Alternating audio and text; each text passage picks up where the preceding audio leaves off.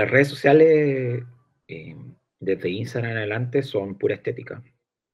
Eh, y yo diría que yo lo plantearía al revés. Yo creo que el periodismo siempre ha tenido una visualidad, ¿ya? Eh, Ustedes miran, la radio no, pero el periódico fue primero. Y los periódicos tenían una paleta de colores, las páginas de color tienen un logo, tienen un estilo de diagramación. De hecho, los periódicos trabajan diseñadores, ¿ya? O sea, tiene una estética, tiene un branding, como se habla en marketing. En la televisión, ¿para qué más? ¿No? La televisión generó una estética, el cine también generó una estética, y todos esos medios fueron siendo profundamente influyentes en la forma de hacer periodismo. La invención de la televisión generó el periodismo televisivo, y los nuevos medios han generado un nuevo periodismo, que es el que está influenciado por la forma en que se construyen contenidos para esas redes sociales. Entonces yo diría que la estética propiamente tal de las redes sociales es influyente en el periodismo, como lo ha sido siempre cualquier nueva tecnología que ha venido a ser muy utilizada por todas las audiencias. Ahora, claro, tiene particularidades esta nueva invención tecnológica de la humanidad. Tiene la particularidad de que se consume a través de un dispositivo totalmente personal e individual, con una capacidad de procesamiento altísima. O sea, nosotros podemos registrar, editar, publicar, gestionar, podemos hacer todas las etapas del proceso comunicacional, y eso obliga a los medios de comunicación a tener una estética. Eh, y yo sumaría estética con narrativa, porque son los dos núcleos de los contenidos en redes sociales. O sea, las imágenes se tienen que ver bien, o sea, no nos sirve una mala imagen.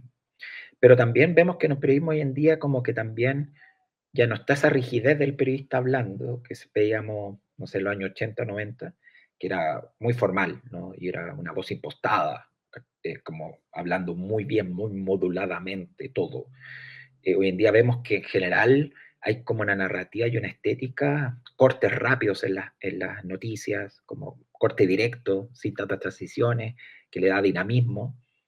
Eh, y en general vemos un tono, una narrativa que busca ser más cercana, entre paréntesis. Y con cercana me refiero a que suenen como las redes sociales. Eh, y yo creo que en eso, la estética de las redes sociales definitivamente son muy influyentes, en los planos que se eligen en la televisión, eh, en los periódicos también. O sea, en los periódicos vemos hoy en día que hay partes que tienen como secciones muy de Twitter. En general vemos que, no sé, los periódicos van a hacer una entrevista en exclusiva y lo graban y después lo distribuyen en TikTok. O sea, están yendo a hacer la entrevista con la batería de preguntas clásicas de un periodista, tratando de poner en jaque al entrevistado, pero además saben y van a generar contenido pensando en las redes sociales. Entonces, hoy en día el periodista lo obliga a eso. Generalmente el periodista debe conocer estéticas, paletas de colores, porque es algo que se suma al periodismo. O sea, el periodismo tiene que tener muy buena investigación periodística, pero además tiene que verse bien. Y, y eso es muy propio de nuestro tiempo, en que todos generan imágenes y videos. Entonces también son más exigentes con los contenidos de los medios de comunicación y con el periodismo en general. Creo que son plataformas que creo que permiten hacer muchas cosas. En términos más de comunicación, creo que permiten innovar en formatos, eh, en formas de contar las cosas, o sea, nuevas formas de narrar, contar historias.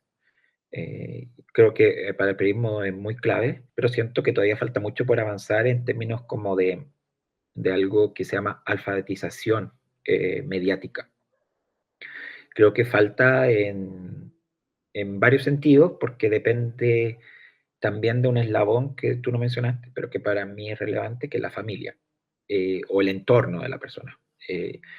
Entonces, creo que hay poca alfabetización en términos a los peligros y del uso quizás excesivo de estas plataformas. Creo que en eso todavía existe poca alfabetización.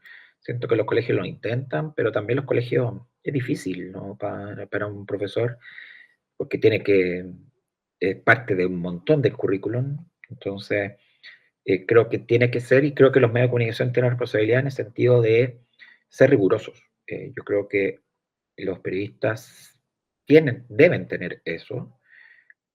Creo que si se pierde la rigurosidad periodística, ¿de qué nos diferenciamos de cualquier usuario en el fondo?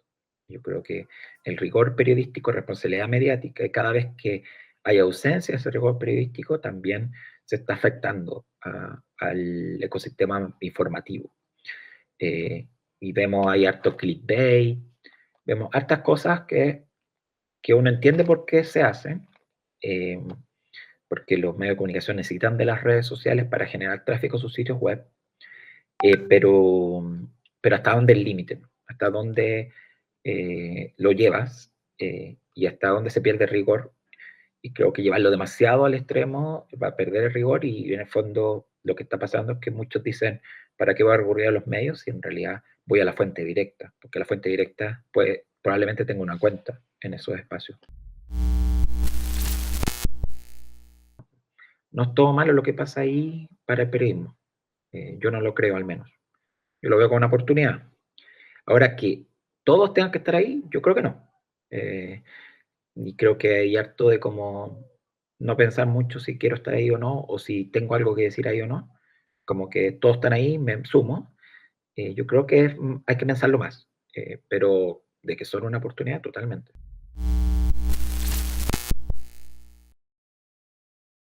Ahora por el lado de TikTok, yo creo que hay una dificultad en el sentido de que, en dos, ¿ya? El primero es que es muy distinto ocupar TikTok de manera personal a ocuparlo de manera profesional.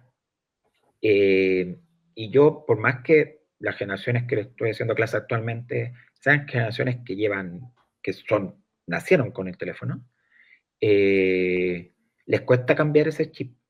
Les cuesta entender que lo que publican ahí ya no es desde ellos, sino que desde una marca, una empresa, una institución pública o un medio de comunicación. Creo que les cuesta eso, y en general cuando hago ejercicios en que tengan que generar contenido no desde ellos, desde el yo, sino que para otros, para transmitir mensajes de otros, se les dificulta. Pero lo bueno es que saben ocupar la plataforma.